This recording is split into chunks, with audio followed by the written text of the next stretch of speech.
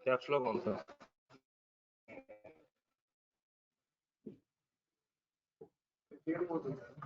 हाँ जी, अस्सलाम वालेकुम वंस अगेन। बच्चे ज्यादा नहीं, बच्चे बहुत ज्यादा है। ऐसे ये सिर्फ पोस्ट वाले 90 तो सर पोस्ट के फिजिकल में 257 हो गई, जगह खत्म हो गई। हम एक मैनेजमेंट का निकाल के बच्चा ऐड करना पड़ा। वो जो व्हाट्सएप वाला ग्रुप है। हाँ जी, और 200 को तो लाइव स्ट्रीम भी टच कर रहा हाँ मेरी वो आवाम मेरी वो रियायत कहाँ है? ये वही आवाम है जो सिर्फ कॉलेज को पैसे कमा के देते हैं। टीचर को तो पैसे भी नहीं कमाने, टीचर को तो बच्चे पूरे आए ना आए उसको पैसे मिल जाने। टीचर कहता है भाई पढ़ लो, पैसे दिए पढ़ लो। आपके पैसे का एहसास टीचर को है सबसे ज्यादा। कॉलेज कहता है पैसे दे दिए ठीक है, नहीं आओ तो अच्छा है, ठीक है। तो टीचर बेचारा होता जो भाई पैसे दिए पूरे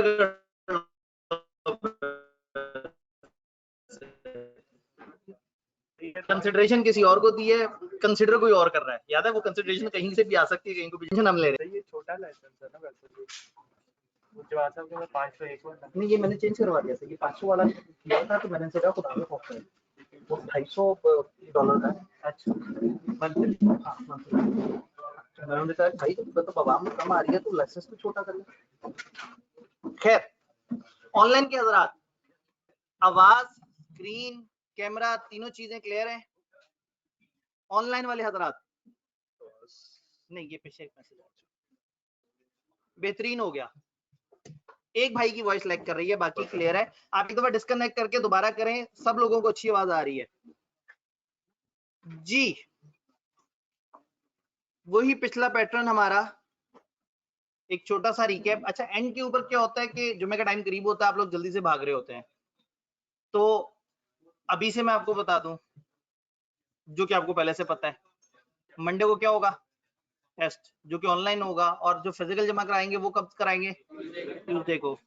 और ट्यूसडे की शाम में फिर उसके ऊपर डिस्कशन वहां पे आएगी। तो पॉइंट ये है कि टेस्ट क्या होगा? चैप्टर नंबर 12 कंप्लीट और 13 कंप्लीट। 12 में जो पहले था वो इतना को काबिल जिक्र नहीं था। जो आपने देखना वो राइट्स आपस के, इधर लाइबिलिटीज है, वहां राइट्स और ड्यूटीज दी हुई हैं। तकरीबन यही वाली बातें वहां पे चल रही हैं। तो चैप्टर 12 और 13 दोनों को इकट्ठे टेस्ट कर लेंगे जी। पूरी पार्टनरशिप, ऐसा ना हो कि तीनों इकट्ठा करें और आप कहें कि सर अब तो हो ही नहीं रहा हमसे। ठीक है, असल में जो वाकई वो पीछे भी टाइप्स ऑफ पार्टनरशिप और वो है, मतलब वो इतना को बहुत ज्यादा बड़ा नहीं है। तो कंप्लीट पार्टनरशिप का तैयार है आप लोग कर देने को? ऑनलाइन वालों ने भी कह दिया सर तीनों कर दें, डन हो गया। ये तो बड़ी अच्छी बात हो गई। मतलब उन्होंने कहा सर जहां हमने वो टेस्ट छोड़ना है जिसमें 2 चैप्टर हो, हम वो टेस्ट छोड़ देंगे जिसमें 3 हो। मतलब छोड़ते हुए अच्छा तो लग रहा होगा ना, मतलब 3 चैप्टर्स वाला टेस्ट छोड़ा है।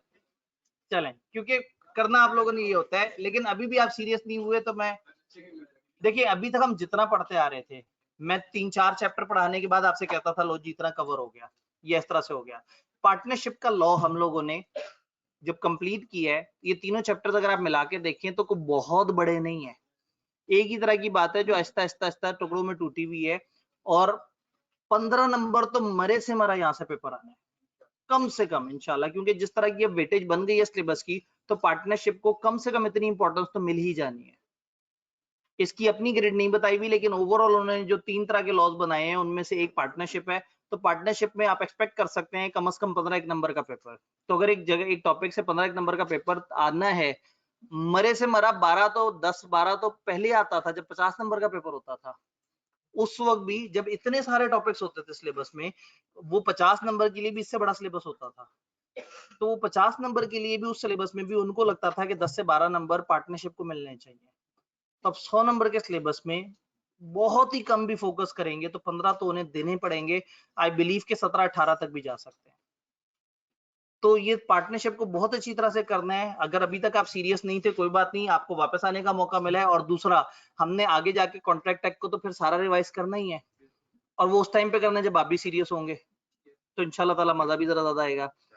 तो कोशिश करें कि पार्टनरशिप को साथ साथ लेके चलें, और अभी तक अगर आपका कुछ मिस हो भी गया था तो मंडे तक बहुत दिन है, 3 दिन बाद मंडे है, तो आप अभी से ही पार्टनरशिप को अच्छा तैयार कर सकते हैं। ये इतना बड़ा नहीं है, नंबर ऑफ चैप्टर नहीं देखने, आपने देखना है कि उसके अंदर काम की बात क्या है। अगर 12वां चैप्टर देखें तो उसमें कुछ भी नहीं है सिवाय एसेट्स या पार्टनरशिप वो गुडविल के, कोई काम की बात नहीं है, जनरल बातें हैं, ये ड्यूटी होती है, ये ऐसे होता है, ये ऐसे होता है।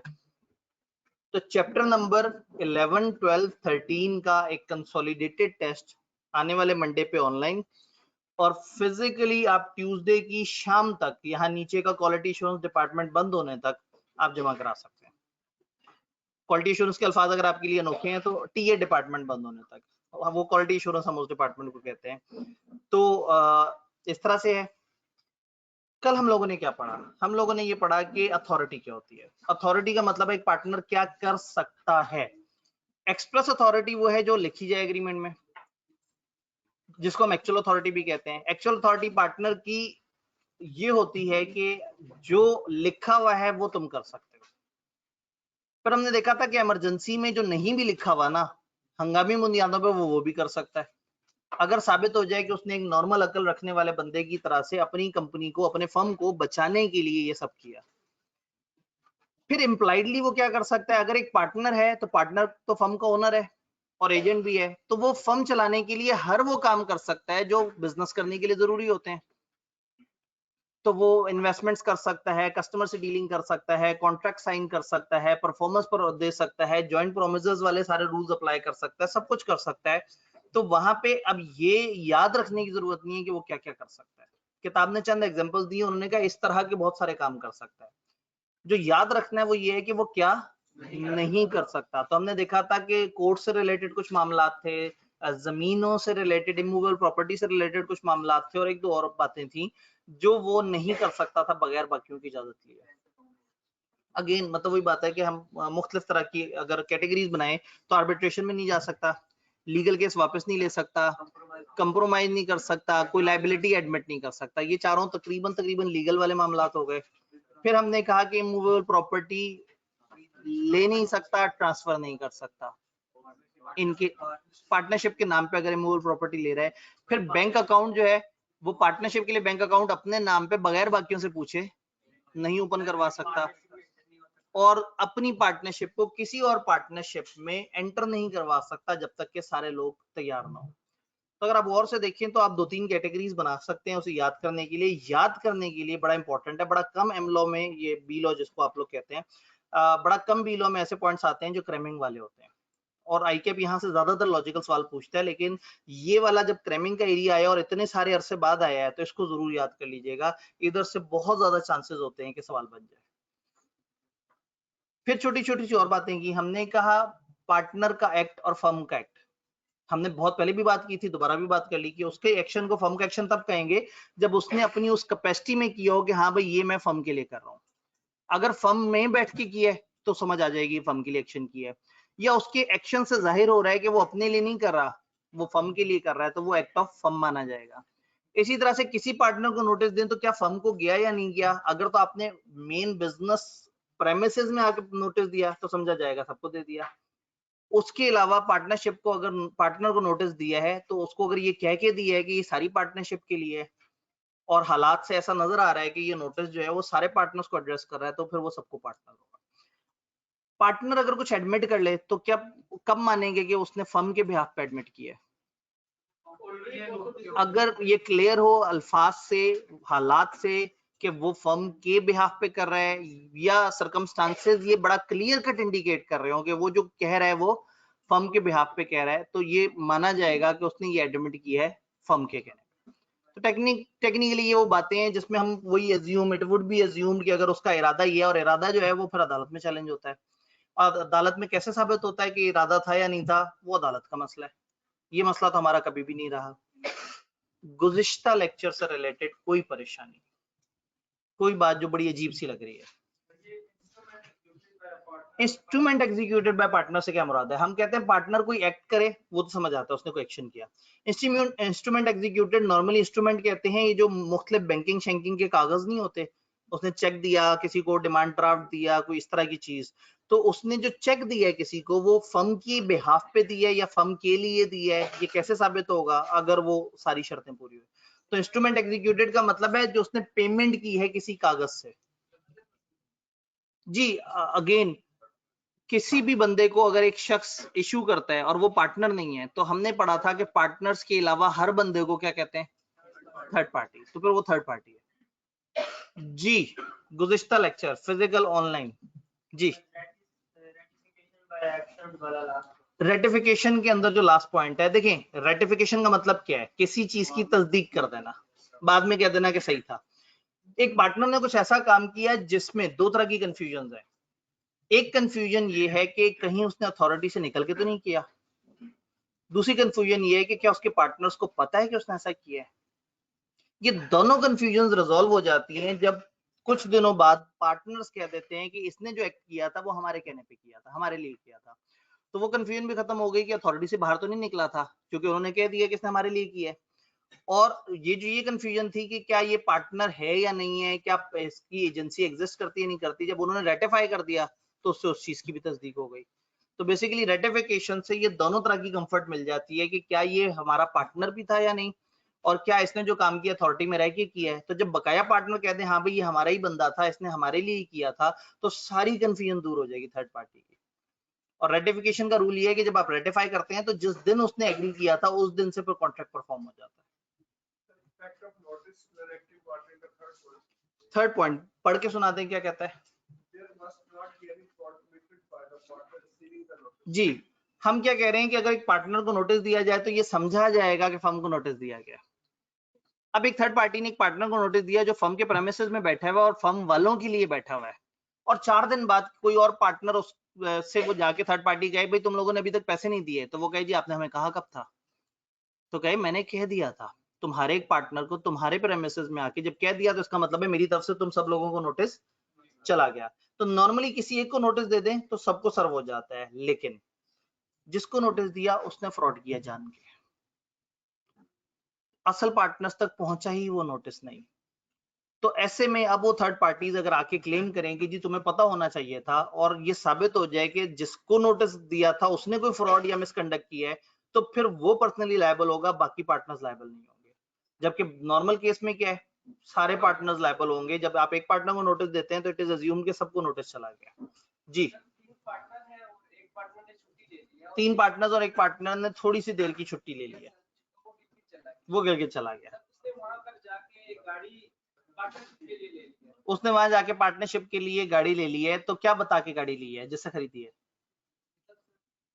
भाई उसने गाड़ी ले ली है पार्टनरशिप के लिए, तो खरीदारी करते वक्त उसने सेलर को क्या बताया है कि मैं ये क्या गाड़ी ले रहा हूँ, किसके लिए ले रहा हूँ? ठीक है, तो इसका मतलब उसने उन्हें बताया है। फिर अगला सवाल, क्या उस दुकानदार को, उस गाड़ी बेचने वाले को ये पता है कि ये एक पार्टनरशिप में पार्टनर है?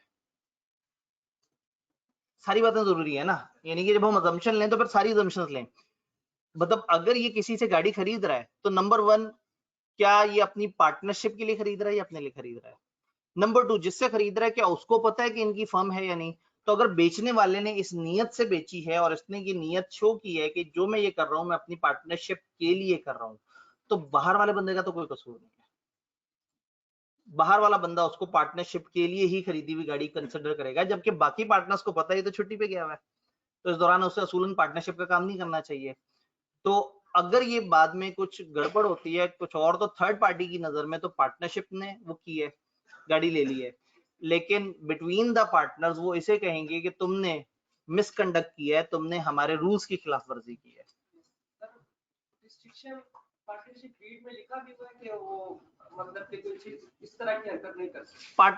डीड में लिखा हुआ है। अगला सवाल, क्या वो डीड उसने दुकानदार को पढ़ाई? नहीं पढ़ाई। तो जो पार्टनरशिप के लॉ में लिखा हुआ है वो दुकानदार को पता होना चाहिए जो गाड़ी बेच रहा है, इग्नोरेंस ऑफ लॉ एक्सक्यूज नहीं है। लेकिन जो डीड में लिखा हुआ है अगर वो उसने नहीं पढ़ा हुआ तो उसका कोई कसूर नहीं। पार्टनरशिप डीड वाला रूल ये है कि अगर उसमें रिस्ट्रिक्शन लगाते हैं तो थर्ड पार्टी पे तभी अप्लाई करेगी जब थर्ड पार्टी को उसका पता है। लेकिन अगर एक चीज लॉ में लिखी हुई है कि पार्टनर की ड्यूटी है और थर्ड पार्टी का मुझे नहीं पता था, तो वो गलत बात है, क्योंकि इग्नोरेंस ऑफ लॉ एक्सक्यूज नहीं है। तो दुकानदार को पार्टनरशिप एक्ट के रूल्स पता होने चाहिए, डीड के अंदर जो लिखा हुआ है वो अगर उसे नहीं पता तो उसका कोई कसूर नहीं है। और वो वाला पार्टनर गाड़ी लेके भाग गया। उसने फर्म के लिए गाड़ी ली तो किसके पैसों से ली थी? अपने पैसों से। भाग गया, कोई बात नहीं, अपने पैसों से उसने फर्म के लिए गाड़ी ली और अपने पैसों की ली हुई गाड़ी लेके भाग गया। तो फर्म वाले से कहेंगे कि तुम हमारी गाड़ी लेके भाग गए, तुम्हें हम उतना नुकसान करेंगे, कितना, जितना गाड़ी की कीमत थी। और वो नुकसान उससे जब मांगेंगे, कहेगा वो नुकसान तो मुझे ऑलरेडी हो चुका है क्योंकि मैंने ही तो पैसे भरे थे। उसने पैसे भी नहीं दिए, ठीक है भाई की अजम्पशन फिर से चेंज हो गई। उसने पैसे भी नहीं दिए। पैसे किसने दिए? फर्म ने पैसे कैसे दे दिए? फर्म को तो पता था वो छुट्टी पे। भाईजान मतलब वही बात है ना कि अजम्पशन को लॉजिकली कनेक्ट भी तो करें।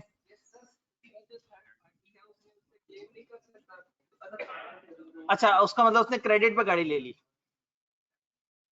शायद नहीं ना, फिर अपने क्रेडिट। अच्छा, क्रेडिट पे अगर एक बंदा अचानक से गिलगित के एक दुकानदार को जाके कहता है कि मुझे आपसे गाड़ी चाहिए और वो भी उधार पे चाहिए, तो वो क्यों भरोसा करेगा उस पर? ये कहेगा आप मेरी पार्टनरशिप से पूछ लें। वो जैसे ही पूछेंगे गाड़ी ऑफिशियल हो जाएगी, रेटिफाई हो जाएगी। और जब उसे कॉल करेंगे वो कहेंगे भाई जान छुट्टियों पे गया हुआ, दिमाग घूम गया होगा, आई मीन वोटी ने कुछ कह दिया होना कि साढ़े को गड्डी नहीं थे, जज्बाती हो गया चला गया, इसको मतलब हमने कोई नहीं ऑथराइज किया। तो इसलिए ना जितना भी हम गोल गोल घुमा लें, कहीं ना कहीं पार्टनर्स की नॉलेज में बात आ जाएगी, और नहीं आएगी तो ज्यादातर चांस ये है कि वो अपना नुकसान खुद कर रहा होगा। जी, क्या एक पार्टनर दूसरे पार्टनर को ट्रांसफरी बना सकता है? हाँ, बना सकता है, लेकिन फिर उस पार्टनर का डबल डबल स्टेटस होगा।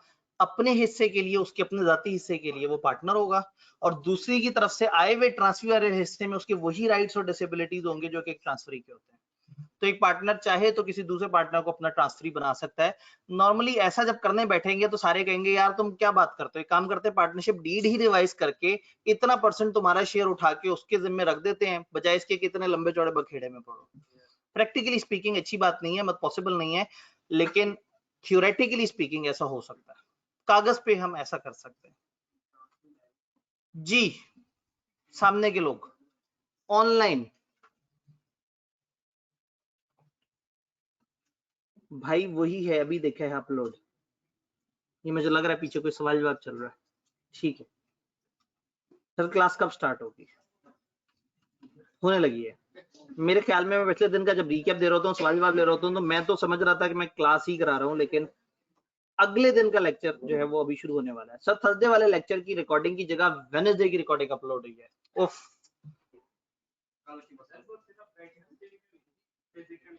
ठीक, सिर्फ वेडनेसडे के फिजिकल में ऐसा हुआ था, और फिजिकल का कोई बच्चा जब हमें कहता है कि रिकॉर्डिंग गलत अपलोड हुई है तो हमें बहुत खुशी होती है, क्योंकि फिजिकल के बच्चे को तो हमारी ख्वाहिश थी कि वो फिजिकली आए। अब अगर वो फिजिकली नहीं आ रहा और घर बैठ के ऑनलाइन अटेंड करना चाहता है, तो अगर उसके साथ कोई मिसमैनेजमेंट हो तो उस पर तो हम कभी भी ज्यादा दुखी नहीं होते।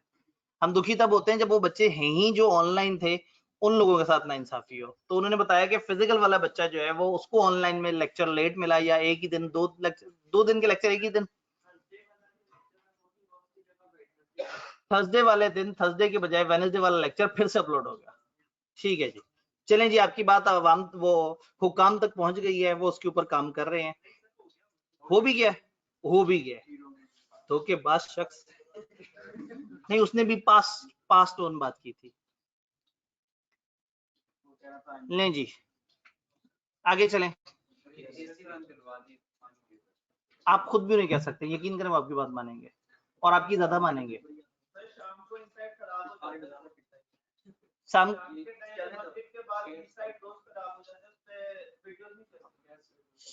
हर रोज मगरिब के बाद कैंपस इनसाइड खराब हो जाता है और उसके बाद नहीं चलता जी।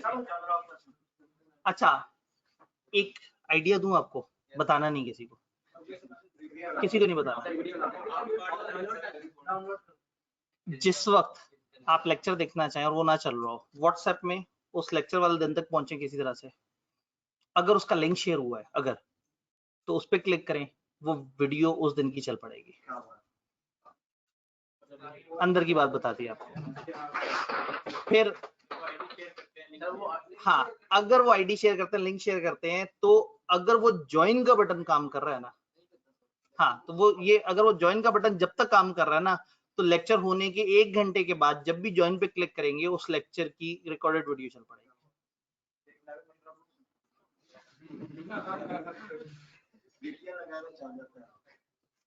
क्या ठीक है, एक भाई ने कहा कि वीपीएन लगाएं तो जहां हर तरह की वेबसाइट चल जाती है वहां कैंपस इनसाइड भी चल जाती है। वीपीएन से होता ये है कि आप अपनी पोजीशन चेंज कर लेते हैं, आप अपने आप को किसी और मुल्क का शहरी अचानक से डिक्लेयर कर देते हैं। कैंपस इनसाइड जो है वो वीडियोस अमेरिकन सर्वर से उठाता है, ये वीडियोस अपलोड होती है अमेरिकन सर्वर पे। तो कभी कभी पाकिस्तान में कभी भी टेक्नोलॉजी की मिनिस्ट्री जो है ना एकदम से जोश में आती है और वो अचानक से लिस्ट ऑफ वेबसाइट्स को बैन कर देती है कि वो गैर अखलाकी हैं। तो जब वो बैन करते हैं तो उसमें अक्सर वेबसाइट्स अमेरिकन सर्वर पे होती है, तो कभी कभी पूरा अमेरिकन सर्वर बैन कर देते हैं कि अमेरिकन सर्वर पे पड़ी हुई हर चीज गलत है। अब उन्हें क्या पता कि हम लोग तो बड़ी तालीमी चीजें अमेरिकन सर्वर पे डाल रहे हैं। तो जब वो बैन हो जाती है तो फिर आपका कैंपस इनसाइड काम करना बंद कर देता है। कैंपस इनसाइड को खराबी नहीं हुई होती, पीछे से सर्वर बैन हुआ होता है। अगर आप वीपीएन लगा लें या कैंपस वाले ये कई दफा आपको एक वीडियो भेजते हैं कि कंप्यूटर की सेटिंग ऐसे ऐसे कर लें, उससे ऑटोमेटिकली आप वीपीएन वाले मोड में आ जाते हैं। तो वीपीएन अगर आप यूज कर रहे हो तो उससे आपकी वो सारी वीडियोस आराम से चल जाती है। अब वापस इधर आते हैं, लें जी वापस इधर आते हैं। फिजिकल मैंने ले लिए थे, मैं ऑनलाइन सवाल ले रहा था। सर मेरे क्वेश्चन, जी जी बिल्कुल, मैं जनाब आपकी तरफ आ रहा हूँ। ओए सर कुछ समझ नहीं आ रहा। आपने पार्टनरशिप के पूरे लेक्चर लिए हैं? ये तो बड़ी खतरनाक सी बात आपने कर दी। सर आर्बिट्रेशन बता दें, समझ नहीं आ रहा। आर्बिट्रेशन कहते हैं सालिस को बीच में लेके आना, कि दो पार्टीज मिलके किसी थर्ड पर्सन से कहें कि ये हमारा फैसला करेगा और फिर उसके फैसले को मानना होता है। इसकी एग्जांपल देसी तरीके से समझाने के लिए सबसे बेस्ट है पंचायत का सिस्टम, जिसमें गांव वाले एक पंचायत को कहते हैं कि आप जो फैसला कर देंगे वो हमारे ऊपर उतना ही मुकद्दम है जैसे अदालत का फैसला। अगर पार्टीज राइटिंग के थ्रू आर्बिट्रेशन एक्ट 1940 का है, अगर उसके अंदर गए हैं तो वो अदालत जाएं या आर्बिट्रेशन में जाएं, लीगली बात एक ही है।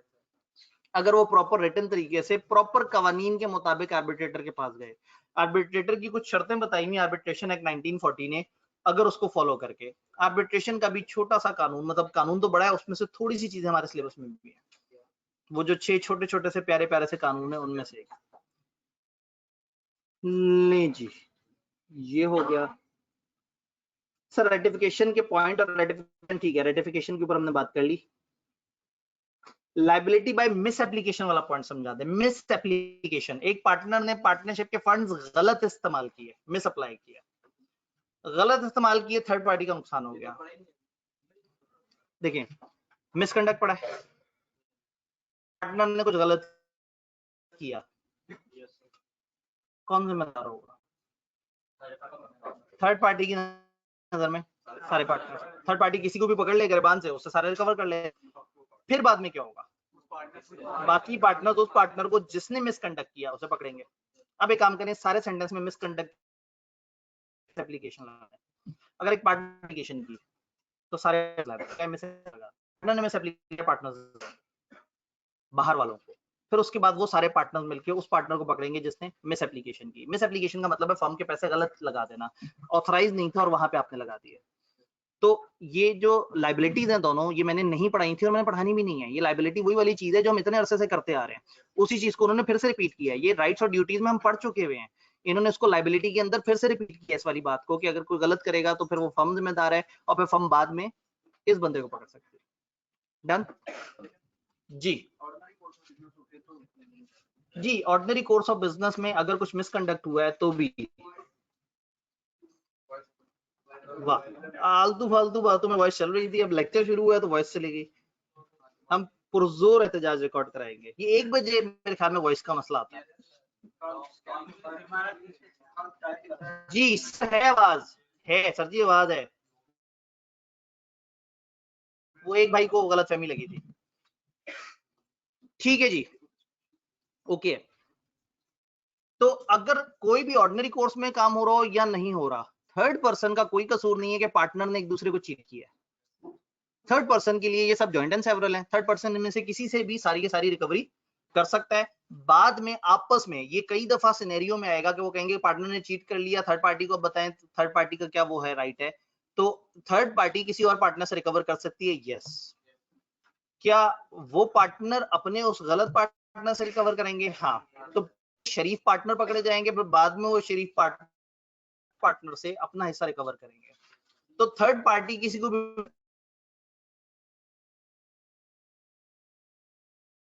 किसी भी शरीफ को, किसी भी बदमाश को, ठीक, सारी पार्टीज कवर हो गई।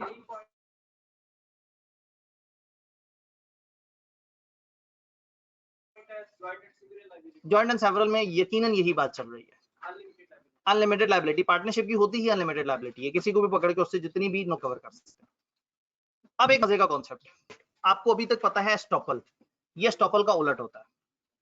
किताब ने थोड़ा सा किया और फिर एस्टॉपल और ट्यूटर नोट भी दिया हुआ समझाने के लिए। एस्टॉपल क्या था? एक शख्स बताता था किसी और को कि फलाना बंदा मेरा एजेंट है, बाद में वो एजेंट नहीं रहता था, लेकिन थर्ड पार्टी को पता नहीं होता था, थर्ड पार्टी गलती से उस बंदे को एजेंट मान रही होती थी। यही प्रिंसिपल मुझे पार्टनरशिप पे लगा के बताएं। पार्टनर्स ने एक पार्टनर का बताया कि ये हमारा पार्टनर है, कल को रिटायर हो गया और थर्ड पार्टी को आपने नहीं बताया कि वो चला गया है। अब अगर वो रिटायर हुए हुए ने कोई हरकत कर दी तो फर्म वाले लायबल होंगे। फर्म वाले लायबल होंगे क्योंकि फर्म वालों ने थर्ड पार्टी को क्लियर नहीं किया था, थर्ड पार्टी को कंफर्म नहीं किया था कि वो छोड़ के चला गया है। थर्ड पार्टी जब उन 5 पार्टनर्स पांचों को बराबर मानती थी तो उनमें से एक पार्टनर छोड़ के गया और छोड़ के जाने वाले पार्टनर का नहीं बताया, तो ऐसे में पार्टनर फर्म लायबल होगी। फर्म है या प्रिंसिपल, वो पार्टनर है या एजेंट। अगर फर्म कहती है कि हमारा एजेंट है और थर्ड पार्टी कंफ्यूज हो जाती है किसके कहने पे? फर्म के कहने पे, और बाद में वो कोई गलत हरकत करता है तो फर्म लायबल होगी क्योंकि फर्म ने कंफ्यूज किया था। अब इसको उलट कर देते हैं। एक बंदा जाके अक्सर दूसरे को जाके कहता है कि जी मैं उन 4 के साथ 5वां पार्टनर हूं, मैं उन लोगों का पार्टनर हूं। उन्होंने नहीं कहा, इसने कहा मैं उनका पार्टनर हूं। ये एक जगह कुछ यार दोस्त बैठे हुए थे तो उसने अपने एक दोस्त को कहा था, उस दोस्त ने सबके सामने कहा तुम्हें पता है ये बंदा जो हमारे दरमियान बैठा है बड़ा अजीम आदमी है, ये उन 4 लोगों के साथ 5वां पार्टनर है। सबने इसकी तरफ देखा तो इसने भी एक स्माइल पास कर दी। तो अगर एक बंदा खुद दूसरों को कहे कि मैं फलाना का पार्टनर हूं, या कुछ ऐसा माहौल बना दे कि लोग समझें कि वो उनका पार्टनर है, तो इसका मतलब है एक पार्टनर या एजेंट अपने आप को उनका एजेंट कहलवा रहा है, उनको नहीं पता, तो फिर फर्म लायबल नहीं होगी क्योंकि फर्म के तो नोटिस में ही नहीं है और ना फर्म ने ही कंफ्यूजन फैलाई थी। अच्छा मजे की बात अब उल्टी, पार्टनरशिप अगर किसी भी वक्त किसी बंदे का नुकसान कर दे और वो पार्टनर्स को ढूंढे और वो चारों नजर ना आए, भाग जाएं, तो वो 5वां जो पुदक पुदक के कह रहा था मैं पार्टनर हूं, अब उसे कहेंगे, तो कहेंगे तुम पार्टनर हो, वो कहेगा नहीं नहीं नहीं मैं पार्टनर नहीं हूं। They will hold that person out as a partner. Holding out का मतलब है फिर उसको वो करेक्टर एज्यूम करना पड़ेगा जो उसने दुनिया के सामने बोला था। तो एस्टॉपल में कंफ्यूजन पार्टनर या प्रिंसिपल फैलाता है और फिर जिन्होंने कंफ्यूजन फैलाई है उनको हम मना कर देते हैं कि खबरदार आप तुम ये नहीं कह सकते कि ये बंदा हमारा एजेंट नहीं है। इसी तरह से जब एक पार्टनर ये कंफ्यूजन फैलाए जो कि पार्टनर नहीं है, एक शख्स ये कंफ्यूजन फैलाए कि मैं पार्टनर हूं, तो कल को लायबिलिटी में वो पार्टनर बन जाता है। अच्छा उनके पास जाके कहे जी आपकी वजह से मैं बहुत मार खा के आया हूं, मुझे प्रॉफिट का शेयर दें, वो कहे हमने तो तुम्हें पार्टनर माना ही नहीं। तो मजे की बात है कि वो दुख का पार्टनर है, सुख का पार्टनर नहीं है, जो खुद ही से होल्ड आउट करता है कि मैं पार्टनर हूं, तो कल को वो फर्म के एक्ट के लिए लायबल हो सकता है। हाँ मतलब लायबल से मुराद ये है कि उसको पैसे का नुकसान पड़ सकता है, उसका राइट कोई नहीं है, वो पार्टनर तो है ही नहीं, वो दुनिया को कहता है मैं पार्टनर हूं, तो दुनिया की नजर में पार्टनर है, पार्टनर्स की नजर में पार्टनर नहीं है। तो एस्टॉपल हो या होल्डिंग आउट हो, दोनों केस में वो बंदा पार्टनर नहीं होता। स्टॉपल में पार्टनर्स ने कंफ्यूज कर दिया था थर्ड पार्टी को, तो अब थर्ड पार्टी का अगर नुकसान हुआ है तो वो पार्टनर से वसूल कर सकते हैं, हालांकि उनका कसूर कोई नहीं है, वो तो छोड़ चुके हैं उस पार्टनर को, लेकिन चूंकि उन्होंने कंफ्यूज किया था और बाद में ठीक नहीं करवाया इसलिए फंस जाएंगे। तो होल्डिंग आउट में भी इस बंदे ने जब बार बार कहा कि मैं पार्टनर हूं और किसी भी टाइम पे ये नहीं कहा कि मैंने छोड़ दिया वो पार्टनरशिप, तो अब दुनिया को जब ये कह चुका है कि मैं पार्टनर हूं, तो अब इसको एज्यूम करनी पड़ेगी वो रिस्पॉन्सिबिलिटी, और दुनिया इसको एज अ पार्टनर ट्रीट कर सकती है। जी होल्डिंग आउट में वो बंदा कह रहा है कि पार्टनर, ठीक है, उसके बाद जो है थर्ड पार्टी से एग्रीमेंट कोई भी कर लेती है, ठीक, तो लायबल नहीं है, फर्म लायबल नहीं है, वही बंदा, इसका मतलब इन एनी केस वही बेचारा बंदा लायबल है। हाँ, वो थर्ड पार्टी को भी लायबल है और वो पार्टनर्स को भी लायबल है। कहीं भी एक बंदा झूठ बोल के कहता है मैं फलाना का पार्टनर हूँ, और कल को कोई भी नुकसान हो जाता है, उनकी गुडविल खराब करता है, कुछ और हो, तो वही बंदा जो झूठ बोल रहा है वो लायबल होगा, फर्म लायबल नहीं होगी किसी भी केस में। थोड़ी सी अंग्रेजी देखते हैं होल्डिंग आउट की। एस्टॉपल और होल्डिंग आउट का फर्क समझ आया? मैंने पे डिफरेंस क्लियर भी करने की कोशिश की है। A person who expressly or impliedly represent himself or knowingly permit himself to be so represented, या वो चाहे कि उसे पता हो कि उसके बारे में कहा जा रहा है कि ये पार्टनर है और वो खामोश होकर बैठा रहे। To third party that he is a partner in a firm is called partner by holding out. वो पार्टनर बाय होल्डिंग आउट क्या लगेगा? If third party gives credit to the firm, firm को लोन देती है या firm के साथ कोई भी मामला करती है, partner by holding out shall be liable just like any other partner. ये वैसे ही लायबल है जैसे कोई और पार्टनर जो दुनिया को कह रहा है कि मैं पार्टनर हूं, पर दुनिया कहेगी अब तुम भाग नहीं सकते, तुम इनके पार्टनर हो। In order to render a person liable as a partner, एक बंदा कब लायबल होगा on ground of holding out? जब या तो उसने खुद से ऐसा बोला या लिखा हो, या अपने एक्शन से साबित किया हो कि मैं पार्टनर हूं, डायरेक्ट रिप्रेजेंटेशन, उसने खुद दुनिया को कहा होगा मैं पार्टनर हूं। फिर याद है मेरी दूसरी एग्जांपल, किसी दोस्त को कह दिया तुम सबके सामने जरा बता देना, और मैं मुस्कुराता रहूंगा।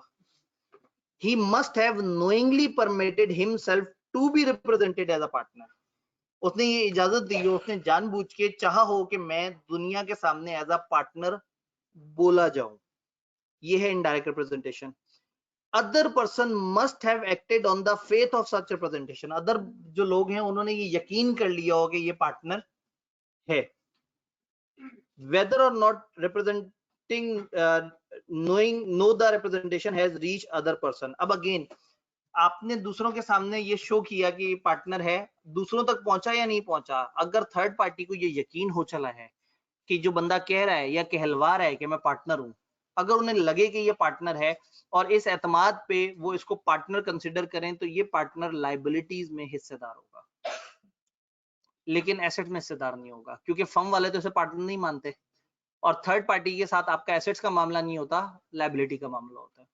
और अगर खुदा ना खास्ता थर्ड पार्टी ने इसको कोई एडवांस दे दिया, पैसे जैसे दे दिए, तो फर्म वाले इस पे लीगल केस करके इससे पैसे वसूल कर सकते हैं, क्योंकि ये तो पार्टनर है ही नहीं। तो basically partner by holding out या पार्टनर बाय एस्टॉपल दोनों ही पार्टनर नहीं होते। एक जगह प्रिंसिपल ने कंफ्यूज किया होता है, एक जगह उस शख्स ने। मैं अभी थोड़ा सा इस पे आगे बात करता हूँ। दूसरा बंदा हो गया जो कह रहा है कि पार्टनर है, जी जी, वो भी किसी तरह लायबल होगा? नहीं, वो लायबल नहीं होगा, नहीं वो लायबल नहीं होगा। इसने उसे कहा कि रिप्रेजेंट करो, उसने रिप्रेजेंट किया और ये खामोश रहा या मुस्कुरा दिया, तो इसके खामोश रहने या मुस्कुराने का मतलब क्या था?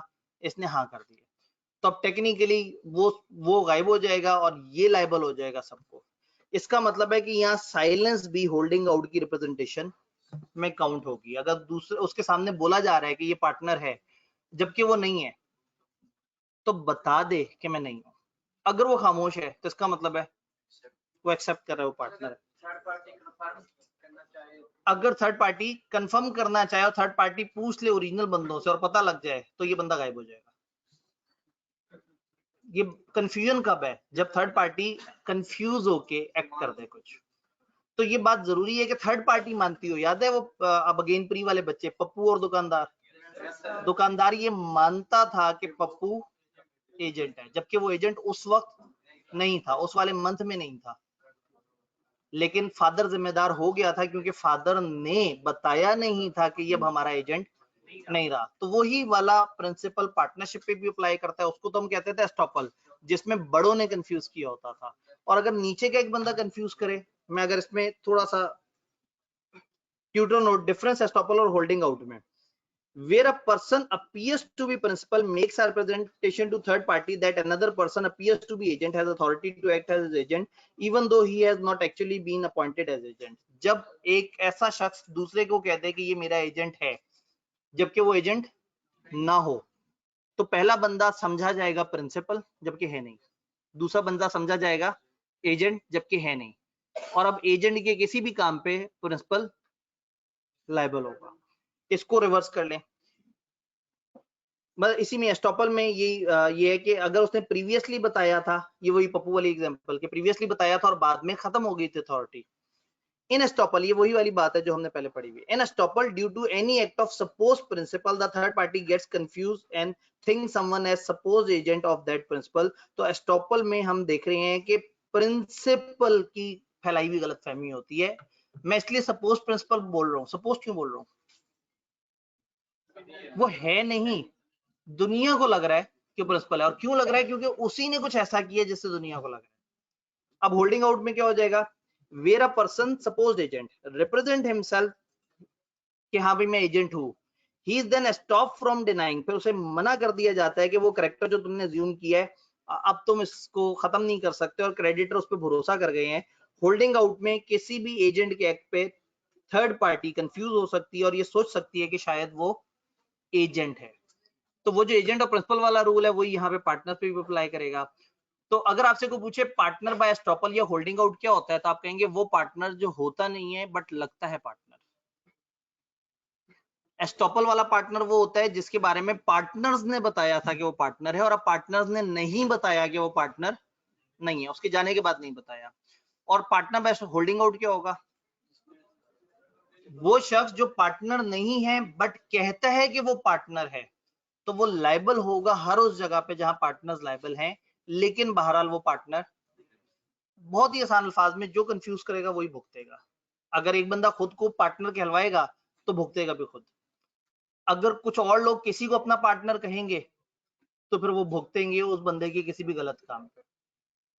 एक अजम्पशन बड़ी कॉमन है, थर्ड पार्टी को ये यकीन हो चला है कि ये पार्टनर है, इन्हीं कंफ्यूजन्स की वजह से। जी भाई।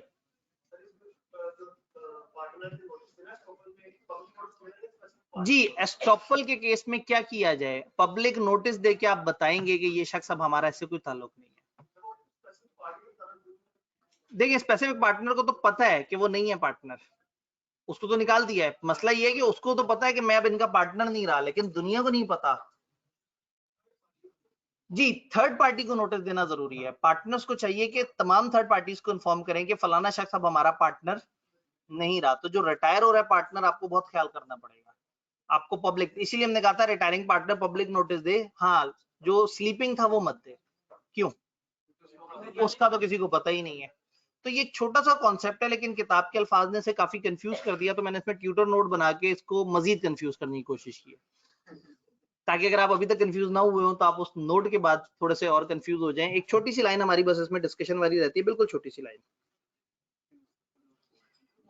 होल्डिंग आउट का प्रिंसिपल रिटायरिंग पार्टनर पे भी अप्लाई करता है, लेकिन डिजीज या इंसॉल्वेंट पार्टनर पे अप्लाई नहीं करता। जो मर गया है वो बेचारा अब कैसे बताए दुनिया को कि नहीं भाई अब मैं नहीं हूं पार्टनर, या जो इंसॉल्वेंट हो गया उसके तो मामलात ही कोई और देख रहा है। तो जो रिटायरिंग पार्टनर है उसके ऊपर ये चीज अप्लाई करती है। अगर एक रिटायरिंग पार्टनर खुद ही जाके कहे मैं पार्टनर हूं, थर्ड पार्टी को यकीन दिलाए, तो ये होल्डिंग आउट है। अगर ये ना कहे और थर्ड पार्टी को इसलिए यकीन हो कि कभी बाकियों ने बताया था कि हमारा पार्टनर है, तो ये क्या हो जाएगा? तो बस पॉइंट ध्यान में रखना है कि जब प्रिंसिपल्स या पार्टनर्स फर्म कंफ्यूज करे आपको, तो ये एस्टॉपल है। और ऐसे में कौन फंसेगा? फर्म।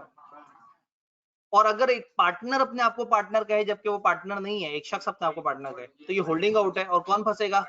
वही शख्स जो अपने आप को पार्टनर कहलवाता है। जी, अब अगर एक होल्डिंग आउट वाले बंदे को नुकसान हुआ है तो क्या वो पार्टनर से रिकवर कर सकेगा? बताएं। नहीं, क्योंकि वो कहेंगे तुम कौन हो, हम तो तुम्हें जानते ही नहीं। जी ठीक है।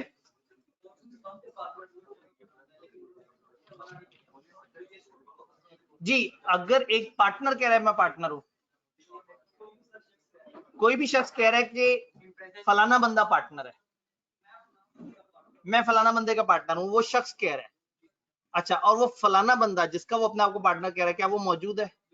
अगर वो मौजूद है तो ये स्टॉपल बन जाएगा, क्योंकि अब वो बड़े ने कंफ्यूज कर दिया ना। उस टाइम पे उसे तड़प के कहना चाहिए था नहीं नहीं ये हमारा पार्टनर नहीं है। तो जो कंफ्यूज कर देगा ये उस तरफ बात चली जाएगी। तो ये एक छोटा सा हमारा टॉपिक हमने फ्राइडे के लिए छोड़ा हुआ था, लेकिन ये थोड़ा सा कंफ्यूज करता है। आप इसे देखेंगे कल एक और कोशिश करके देखता हूं मैं अब दोबारा से वो पास पेपर वाली वीडियो की जो मैंने पिछली दफा ख्वाहिश की थी, तो हो सकता है आपको कल दोपहर नहीं कल शाम तक मिल जाए, ठीक है, क्योंकि मैं ये कोशिश कल दोपहर कर सकूंगा। ट्यूटर नोट बिल्कुल याद नहीं करना, ये सिर्फ आपको एक्स्ट्रा समझाने के लिए। भाई कुछ कहना चाहते हैं? आवाज बिल्कुल नहीं आ रही। पिछली दफा पास पेपर वाली वीडियो दे दी थी भाईजान, आप गलत क्लास में ऐसा सोच रहे हैं, वो कोई और क्लास थी। मैं इसलिए बोलते बोलते रुक गया कि इधर नहीं दे सके थे हम, तो इधर हम कच्चा पक्का वादा करते हैं कि हम कोशिश करेंगे।